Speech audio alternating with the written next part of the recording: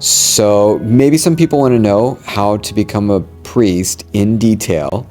And it is a long process. Like, not only does seminary formation take about 7 to 10 years, but the process of discerning, probably in a healthy way, should take about 1 to 2 years. 2 years is a pretty normal process of discerning. So most of the process of discerning is actually like super boring, and it involves having an open heart. It turns out that if you're not open to listening to what is your vocation, if you're not at equilibrium, like if you're not, I could be a priest or I could be married, and I'm kind of like either one is fine. That's what we call equilibrium. If you're not there, then you're probably not going to hear from God. I know that sounds really strange. I like sometimes to bring out like those balance scales that we had in like elementary school. I don't have a prop right now. Maybe they can like animate it in. But basically, if you imagine like if you put one weight on one side, right, it moves the scale, it tips the balance.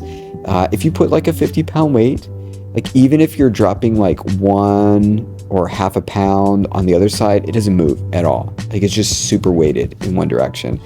If your soul is like that because you have a super like big desire to be married or a priest, like whatever God tells you, it's not going to move the scales. Like even if God is putting more weight on the weighted side, you're never going to notice. You're what we call insensitive to God's movements. So you really have to be at a balance. You have to be at a place in your life where you could go either way. You could do anything for God because you love God and you just want what He wants. Like when you have that, you have gold. You have the open heart. And I actually tell people that once you have an open heart and a decent prayer life, and you're able to ask that question wholeheartedly, like, God, what do you want? I just want what you want.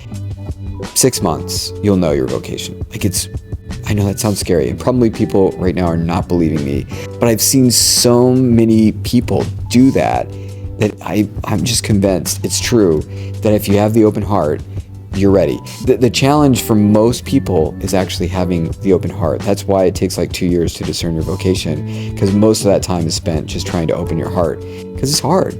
Like all of us have attachments, we have preferences, we're not equal or equilibrium, we're weighted. I definitely was for many years, like, if somebody asked me like, why don't you become a priest? Like, I'd be like, that's irritating. I don't want to be a priest, but I'm already expressing a desire that's like weighted in one direction and not like, okay, God, what do you want me to do? If you really want that question, you have to be at equilibrium. So that's the first step, equilibrium and open heart.